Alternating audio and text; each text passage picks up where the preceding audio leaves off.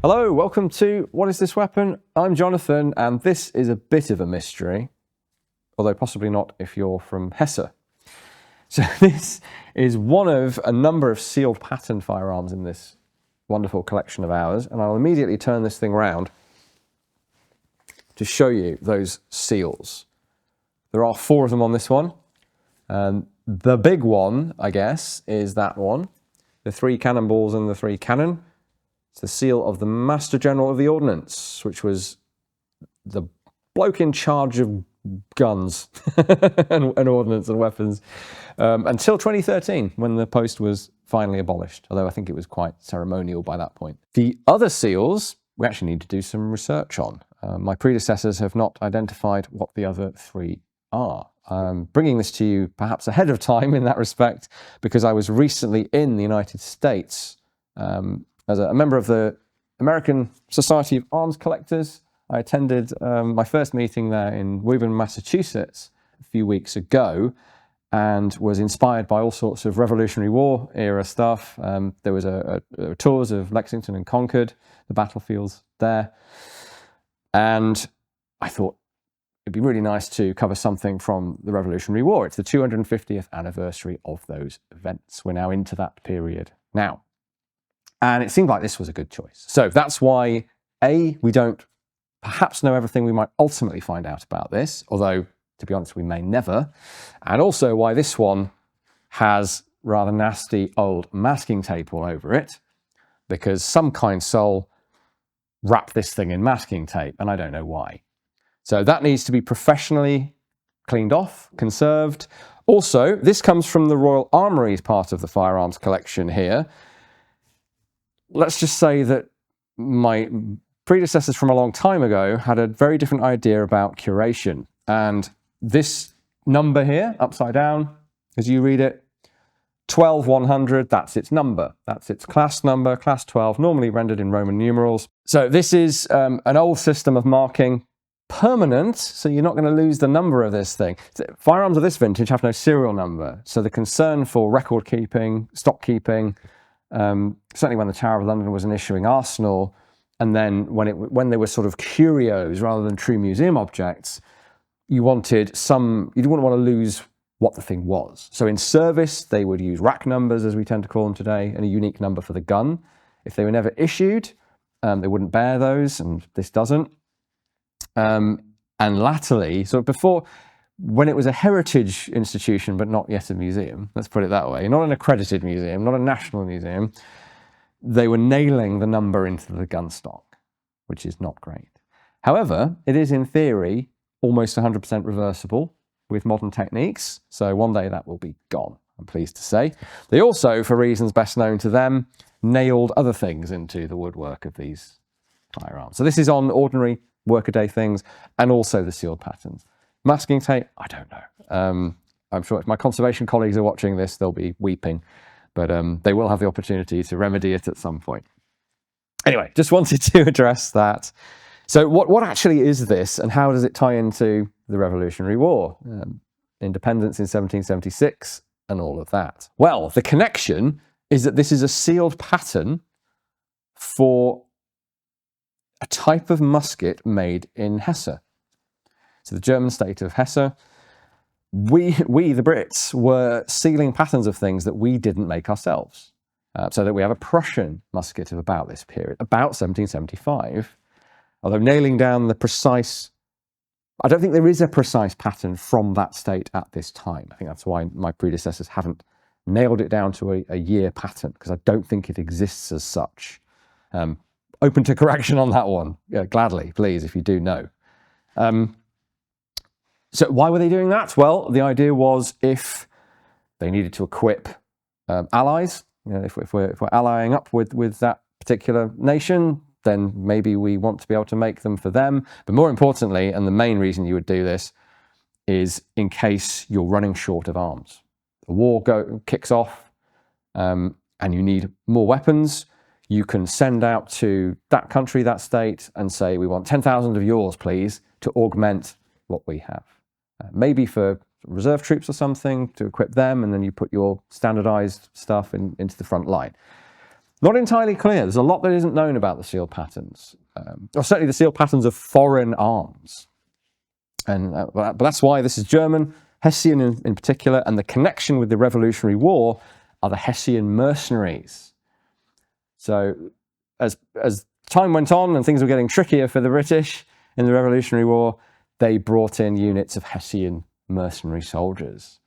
So it's tempting to say that this would have been to equip them, maybe, but then you could just give them brown bess. So if we can really nail this down, we will. But at the moment, that's what I can tell you. It's a seal pattern from Hesse, and round about the same time, the British military is hiring Hessian mercenaries. If you've looked at this period of history, you'll have heard of the Hessians. They figure pretty prominently in the War of Independence, the American Revolution, Rebellion, if you prefer. But I guess the pop culture reference that springs to my mind every time I hear that word is Sleepy Hollow. The movie version in particular, the Tim Burton version, because Christopher Walken is there with his questionable dentistry and a wonderful costume designed for the movie, and a great big double bit axe for some reason. He's not armed with one of these. He's chopping people's heads off with an axe, based on the old Washington Irving story, of course. So he's a Hessian. The idea is he's a dead one of these mercenaries that's been brought back to life as sort of death incarnate, really. So that's what this is. I also wanted to use this as an opportunity to let you know about this book. No, I didn't write it. This is not self-promotion, nor are we being paid for this. This is written by a couple of friends. Joel Bowie, he's on the American Antiques Roadshow. You might have come across him on that. And Doug Scott, who is a renowned battlefield archaeologist. He spent decades working on the Little Bighorn battlefield, notably. They have worked together to identify, bullet strikes, as it says in the title there, bullet strikes from the first day of the American Revolution, Lexington and Concord. They have found actual bullet holes through wooden structure, either pieces of houses that were taken away when they were repaired and kept as relics of the war, the outbreak of war, shot heard around the world and all that, or in a few cases, they're still in situ, and you can use forensic science to actually track, use lasers to identify the track of the bullet, look at the spalling of the wood to see which way it came in, which way it came out.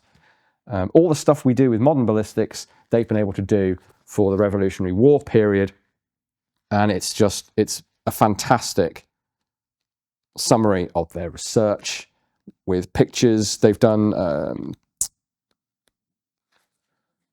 there's the trajectory analysis of one of the structures. You can see where the bullets are coming in and out. There's even, in a couple of cases, shots that happen inside a structure, and they've been able to track. The guys are in the basement firing up at the British soldiers, trying to get them in the basement. So it really brings history to life in a sort of mixture of science and archaeology and history, and it's a great piece of work. So if you can get hold of a copy, I strongly recommend that you do. We will be preserving a copy in our library here, which if you can make it here, you can read here if you prefer. They're also looking at the bullets themselves. So following David Harding's amazing work on English Civil War, British Civil Wars, period ballistics, terminal ballistics in particular, internal ballistics as well, how bullets set up when they're fired, how they pass along the bottom of the bore typically. These guys have followed up with that, and they've done experimental archaeology with really good reproduction firearms, lead balls of the right composition, shooting them through period bits of structure in some cases, or not period to the period, but period in terms of construction and wood, to replicate what they've seen done in the past. It's great. So it's not directly relevant to this semi-mystery Hessian seal pattern, but two aspects there of the American Revolutionary War, which I will continue to read about and watch the commemorations of that as the year goes on. Thanks for watching, everyone. Remember the usual YouTube things, liking, subscribing, all of that is helpful to us. But I also have in front of me what I've been told is called the Jonathan Bundle. Not sure what to make of that, but here it is. We'll put the price up somewhere. So a couple of books written by me and some other nice items, one of which I'm wearing, this very splendid lapel pin of our gold Kalashnikov. There's a key ring of it as well. So if you're looking at more than one thing involving or adjacent to me, you might want to get this. We also have our amazing new exhibition, Gladiators, Heroes of the Colosseum.